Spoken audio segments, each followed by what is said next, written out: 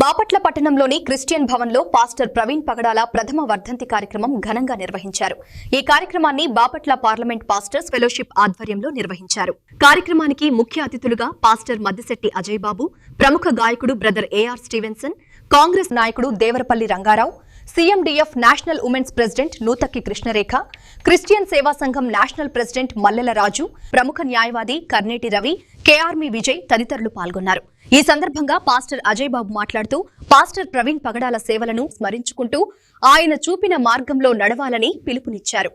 ఆయన ప్రసంగంతో సభ భావోద్వేగభరితంగా మారింది. ప్రవీణ్ పగడాల గారి మొదటి వర్ధంతి సందర్భంగా బాపట్ల జిల్లా కేంద్రంలో ఈ భారీ సభను ఏర్పాటు చేయడం జరిగింది.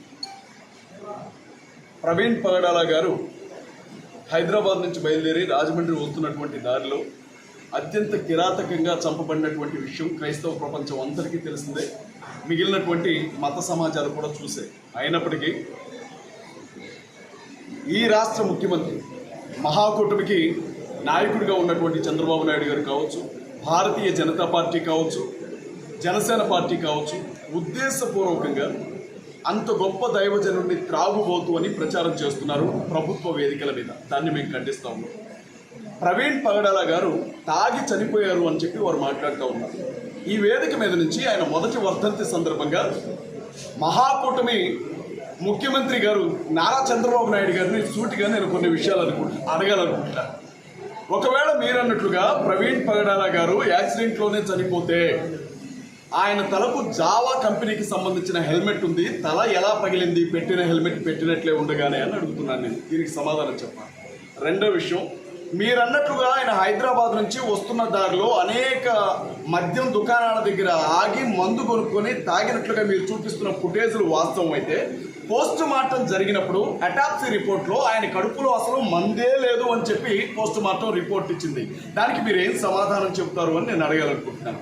మూడో విషయం, మనిషి యాక్సిడెంటే ఒకవేళ పడిపోయి రోడ్డు పక్కన పడ్డమాటే వాస్తవం అయితే, ఆయన అరికాల దగ్గర నుంచి నడినెత్తి వరకు ఆయన తోలుతున్న బుల్లెట్ బండి ఆయన మీద ఎవరు పెట్టారు అని మేము అడగాలనుకుంటున్నాం.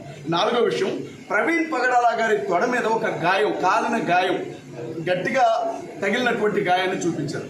మేమేమంటున్నామంటే, ఆయన ఒంటి మీద ఉండే ప్యాంట్ కాలకుండా లోపల ఉన్న చర్మం ఏ రకంగా కాలింది అని చెప్పి మేము అడగాలనుకుంటున్నాం.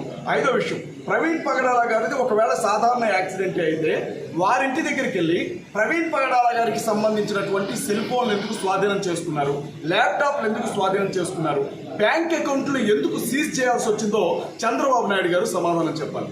నేను వాళ్ళు చెప్తున్నా, క్రైస్తవ సమాజానికి గొంతుగా క్రైస్తవ సంఘం పక్షాన పోరాడుతున్నటువంటి ఆ దైవజనుడిని ఒక్కడిని చంపి క్రైస్తవులందరినీ సువార్త చేయకుండా భయపెట్టాలి అని ఎవరో ప్రయత్నం చేశారు. అది ఎవరో రాష్ట్ర ప్రభుత్వానికి తెలుసు, కేంద్ర ప్రభుత్వానికి తెలుసు. వాళ్ళు కావాలని వాళ్ళని కాపాడుతున్నారు అని వాళ్ళ యావత్ క్రైస్తవ సమాజం కూడా వాళ్ళ మీద మేము నిందన మోపుతున్నాం. దాన్ని నిజమో కాదో నిరూపించుకోవాల్సినటువంటి బాధ్యత ఇవాళ చంద్రబాబు నాయుడు గారి మీద ఉంది.